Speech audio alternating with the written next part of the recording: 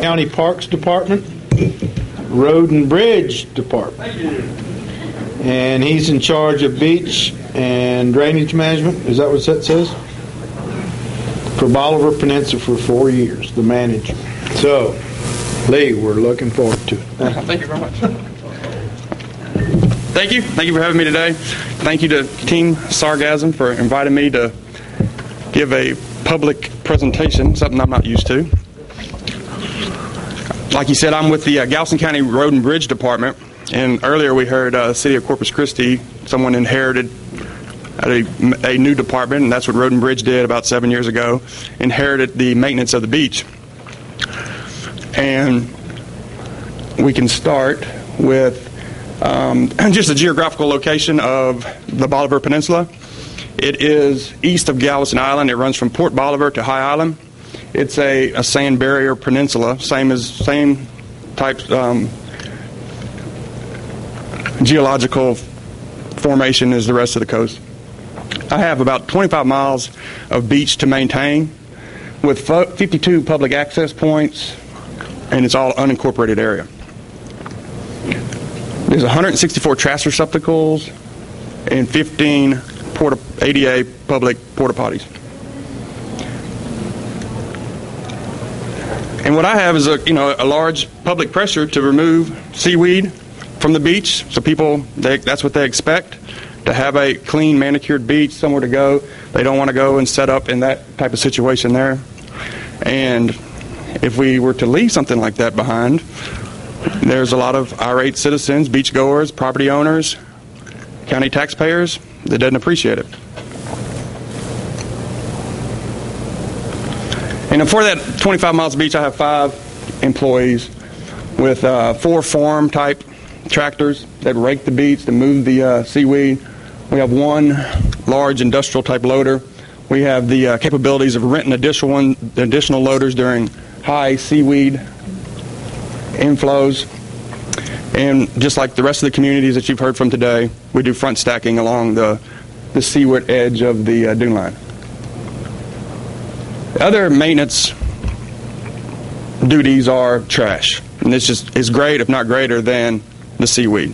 It's a year-round problem. There's no changes to the tide that affects people from dumping their litter and trash on the beach. So we do this daily. We do utilize 2 beach tech machines to pick up and sift trash out of the sand. We also have a subcontractor crew that now hand picks litter 7 months out of the year, once a month. For them to walk the 25 miles of beach and hand pick litter, it takes them approximately 5 working days. And during the heavy holiday weekends, we also place 5 30-yard roll-off dumpsters that are filled quickly during those holiday weekends. More examples of deposits left behind. The 164 trash barrels are picked up by a subcontractor also. It's a seasonal schedule. During the summer times, they're up to 3 times a week, and that's as much as 1,500 cubic yards of trash a year. Example of the enclosure for a porta can. In summary, the finish, it's what's expected. It's what's demanded. It's what we have to do. We do our best to balance between the environment, the ecosystem, the beach, and maintaining that area. And if you have any questions, I'll be glad to answer them. Yes?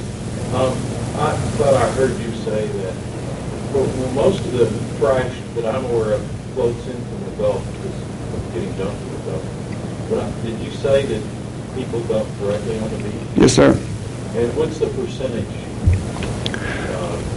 Roughly? In my case, in my area, it's probably 80% to 20% that washes ashore. The TCEQ has got funds for anti-dumping programs. I don't know if you know about that, but you might want to look into that. That'd be nice. That'd be real nice. Any other questions?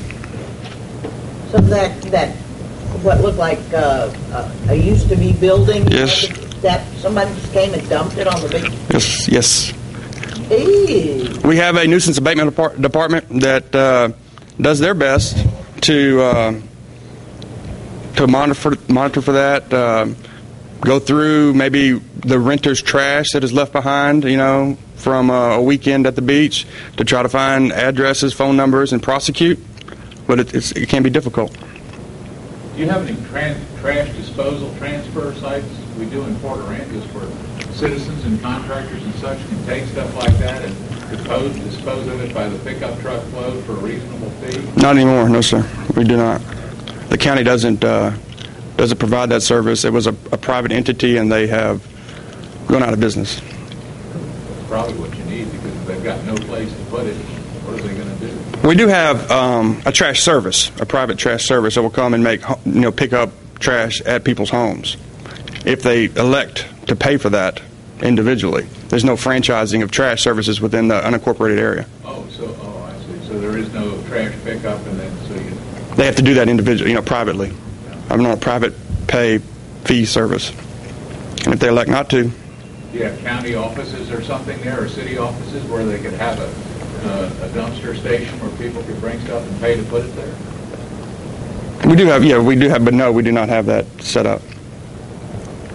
We do have county offices there.